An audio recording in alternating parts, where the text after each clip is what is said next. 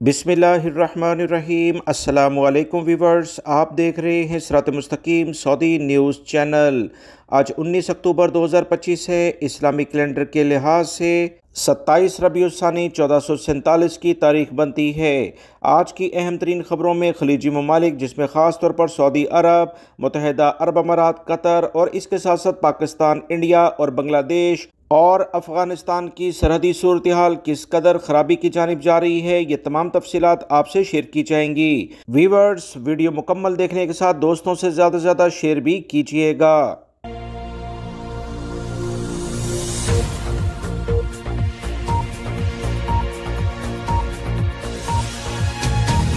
कतरी वज़ारत ख़ारजा ने ऐलान किया है कि पाकिस्तान और अफ़ग़ानिस्तान के दरमियान जंगबंदी पर बाकायदा मुआहदा हो गया है। पाकिस्तान और अफ़ग़ानिस्तान जंगबंदी के मुआहदे पर राज़ी हो गए हैं।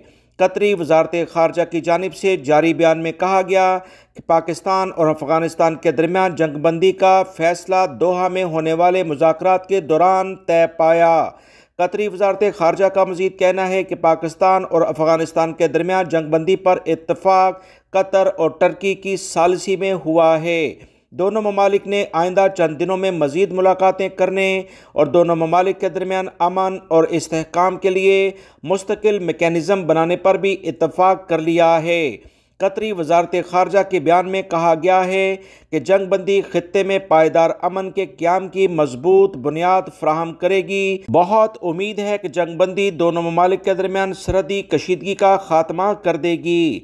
वीवर्स, याद रहे गुज़िश्ता रोज़ कतरी इंटेलिजेंस चीफ अब्दुल्ला बिन मोहम्मद अल खलीफा की मेज़बानी में मुज़ाकरात का पहला दौर कतरी दारुल हुकूमत दोहा में हुआ। इसमें पाकिस्तानी वफ़द की क़यादत वज़ीर दिफ़ा ख्वाजा आसिफ और पाकिस्तान की सिक्योरिटी हुकाम ने भी इसमें शिरकत की। वज़ारत दिफा की मुआवनत से ये तमाम सेटअप आगे बढ़ा है। दूसरी जानिब अफगान वफ़द की सरबराही वज़ीर दिफा मुल्ला मोहम्मद याकूब कर रहे थे। याद रहे जुमे को पाकिस्तान और अफगान तालिबान रजीम के माबैन फायरबंदी में मज़ीद तोसी पर इत्तफ़ाक़ किया गया था। अल्हम्दुलिल्लाह दोनों ममालिक के दरमियान जंगबंदी के लिहाज से बाकायदा मुआहदा तय पा गया है, जिसमें कतर और टर्की गारंटर बने हैं। पाकिस्तान की सरजमीन का 1 इंच भी किसी को नहीं देंगे। जनरल आसिम मुनीर ने दो टोक ऐलान किया है, जो कि आर्मी चीफ भी हैं और फील्ड मार्शल के ओहदे पर भी फाइज हैं, जिन्होंने अपने ताज़ा तरीन खिताब से कौम का लहू गरमा दिया। पाकिस्तान मिलिट्री एकेडमी काकुल में पासिंग आउट परेड से खिताब में उन्होंने कहा कि ऑपरेशन बनियानुल मरसूस ने साबित कर दिया है कि पाकिस्तानी कौम और फ़ौज एक हैं। हमारी दिफाई सलाहियत नाकाबिल तस्खीर है। अल्हम्दुलिल्लाह कि पाकिस्तान ने मार्काए हक में दुनिया को अपनी अस्करी कुव्वत दिखा दी है और दुश्मन को वाज़िया पैगाम दे दिया है कि पाकिस्तान की सरजमीन का 1 इंच भी किसी को नहीं दिया जाएगा। उन्होंने मज़ीद कहा कि कौम का अपनी फ़ौज पर एतमाद पहले से कहीं ज़्यादा मजबूत हो चुका है।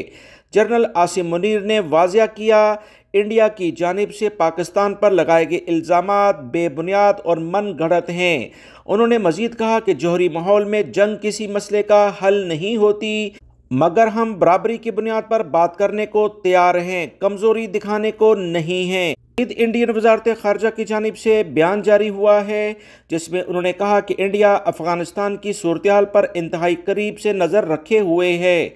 उन्होंने पाकिस्तान पर इल्ज़ाम आयद करते हुए कहा कि 3 बातें वाज़िया हैं। पहली ये कि पाकिस्तान दहशतगर्द तंजीमों की पनाहगाह है और दूसरी दहशतगर्द तंजीमों की माली मुआवनत करता है। पाकिस्तान की पुरानी आदत है कि वह अपनी अंदरूनी नाकामियों का इल्ज़ाम पड़ोसी ममालिक पर लगाता है। और तीसरी अहम बात यह है कि पाकिस्तान इस बात से परेशान है कि अफ़ग़ानिस्तान अपने इलाके पर खुद मुख्तारी कायम किए हुए आगे कैसे बढ़ रहा है। इस बारे में रिंदर जयसवाल, जो कि वज़ारत ख़ारजा के तर्जुमान हैं, उन्होंने कहा कि इंडिया अफ़ग़ानिस्तान की खुद मुख्तारी, इलाकाई सालमियत और आज़ादी के लिए पूरी तरह से पुरज़म है और अफ़ग़ानिस्तान की हमायत जारी रखेगा। व्यूअर्स, इसके बाद पाकिस्तानी वज़ीर ख़ारजा का भी बयान जारी हुआ। उन्होंने कहा कि पाकिस्तान कशीदगी नहीं चाहता, लेकिन दहशत गर्दों के खिलाफ मौसर कार्रवाई के बगैर अमन मुमकिन नहीं है। हर सूरत में पाकिस्तान इन दहशत गर्दों के खिलाफ मुकम्मल कार्रवाई करेगा। پاکستان نے افغان طالبان سے مطالبہ کیا ہے کہ وہ ٹی ٹی پی اور BLA کے خلاف اپنے وعدوں پر عمل کریں اور ان دشمنوں کے خلاف بھرپور کارروائی کریں۔ زمینی حقائق اور بھرپور جوابی کارروائی پاکستان کی ڈیمانڈ ہے۔ پاکستانی وزیر اطلاعات عطا تارڑ نے کہا ہے کہ پاکستانی فورسز نے شمالی اور جنوبی وزیرستان کے سرحدی علاقوں میں حافظ گل بہادر گروپ کے ٹھکانوں پر انٹیلیجنس بیس پر آپریشن کیا۔ حافظ گل بہادر گروپ وہی ہے جس نے پاکستان کے شمالی علاقے میں ایک بارود سے بڑی ہوئی گاڑی کے ذریعے دھماکہ کیا جس سے کچھ جانی نقصان بھی ہوا۔ اس کے بعد پاکستانی انٹیلیجنس اداروں نے گاڑی کہاں سے شروع ہوئی تھی، کہاں تک پہنچی، اس تمام چیزوں کو ٹریک کرتے ہوئے ان تمام علاقوں کو اڑا دیا ہے جو کہ اس کا سبب بنے تھے۔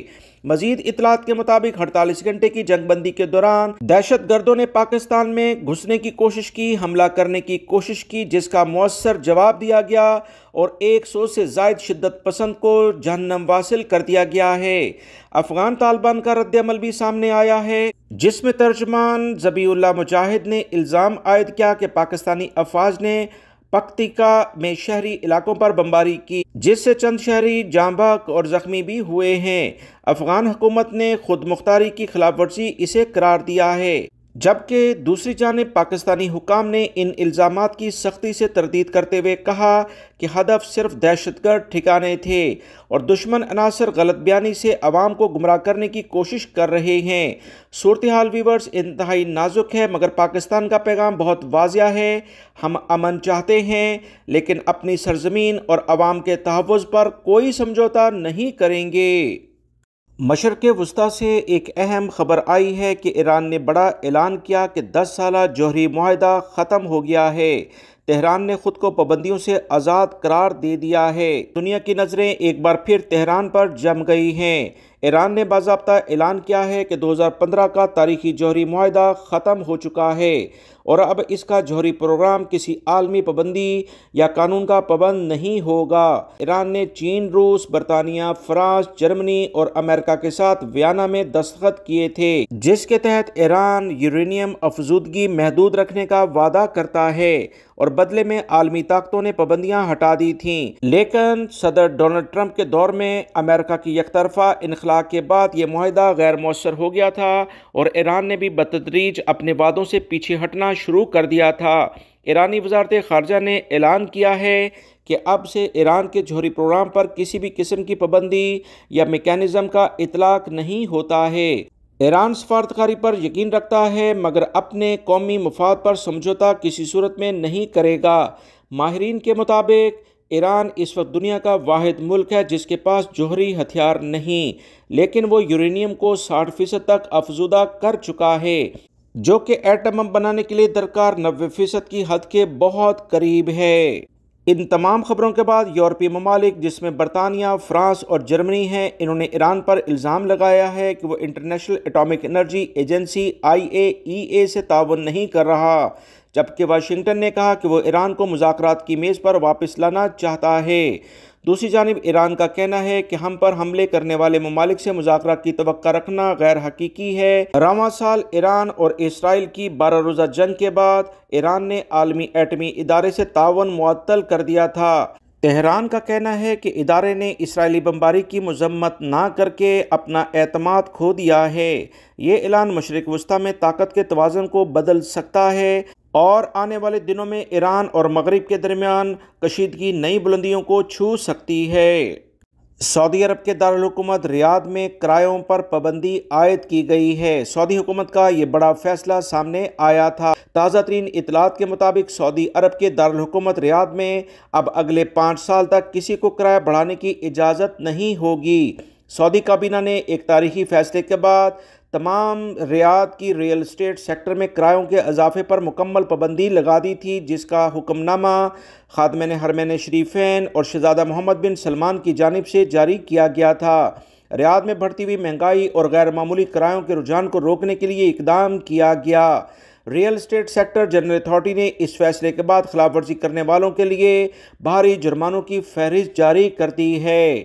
خلاف ورزیوں پر سزا اور جرمانے کچھ اس طرح سے ہوں گے: پہلی بار کرایہ بڑھانے پر 2 ماہ کے کرائے کے برابر مالک مکان کو جرمانہ کر دیا جائے گا۔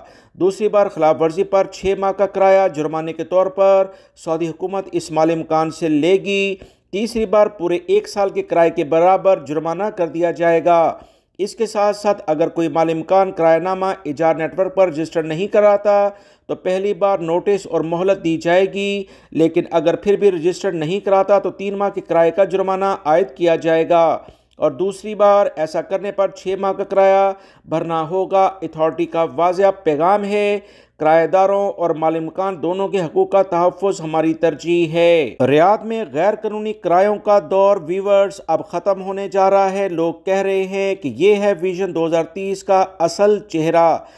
پاکستان اور سعودی عرب انتہائی قربت کے ساتھ آگے بڑھ رہے ہیں، اور تازہ ترین اطلاعات کے مطابق آرٹیفیشل انٹیلیجنس کے لحاظ سے سعودی عرب کی ایک مایہ ناز ٹیلی کام کمپنی پاکستان کے ساتھ بھرپور تعاون بھی کر رہی ہے۔ اسلام آباد میں ہفتے کے روز پاکستان اور سعودی عرب کے درمیان ڈیجیٹل انقلاب کی بنیاد رکھ دی گئی ہے، جہاں گو اے آئی ہب پاکستان منصوبے کا باقاعدہ افتتاح کر دیا گیا۔ ویورز، یہ جدید منصوبہ وزارت انفارمیشن ٹیکنالوجی اور ٹیلی کمیونیکیشن اور سعودی عرب کی معروف کمپنی گو ٹیلی کام کے اشتراک سے شروع کیا گیا ہے، جو دونوں ممالک کے درمیان مصنوعی ذہانت یعنی آرٹیفیشل انٹیلیجنس، ڈیٹا انفراسٹرکچرز اور ٹیکنیکل ٹیلنٹ ڈیولپمنٹ کے نئے دور کا آغاز کرے گا۔ تقریب کے دوران وفاقی وزیر آئی ٹی شیزہ فاطمہ خواجہ اور سی او گو ٹیلی کام یحییٰ بن صالح المنصور شامل تھے، اور اسپیشل انویسٹمنٹ کونسل کی جانب سے بھی اعلیٰ حکام نے شرکت کی۔ یہ منصوبہ پاکستان کے ڈیجیٹل مستقبل کی سمت ایک تاریخی سنگ میل قرار دیا جا رہا ہے۔ ویور، اس کے تحت ڈیٹا سینٹرز، اے آئی انفراسٹرکچرز، گو ٹیلنٹ ہب اور گو آئی ٹی ہب پاکستان جدید منصوبے عملی مرحلے میں داخل ہو گئے ہیں۔ گو ٹیلی کام کے سی او نے کہا کہ گو ٹیلی کام پاکستان کی ڈیجیٹل ترقی میں طویل مدتی سرمایہ کاری کرنے جا رہا ہے۔ یہ شراکت داری دونوں ممالک کے روشن مستقبل کی ضمانت ہے، اور یہ منصوبہ وزیر اعظم کے حالیہ دورہ ریاض کے بعد اعلیٰ سطحی سفارتی روابط کے نتیجے میں وجود میں آیا ہے، اور ماہرین کے مطابق یہ قدم پاکستان کو خطے میں ڈیجیٹل ٹیکنالوجی اور مصنوعی ذہانت کا مرکز بنا سکتا ہے۔ سوشل میڈیا پر جیسے ہی ویور یہ خبر ریلیز ہوئی، لوگوں نے دھوم مچا دی۔ لوگ بہت خوش ہوئے کہ پاکستان میں باقاعدہ طور پر اب ڈیجیٹل انقلاب 2025 آ رہا ہے۔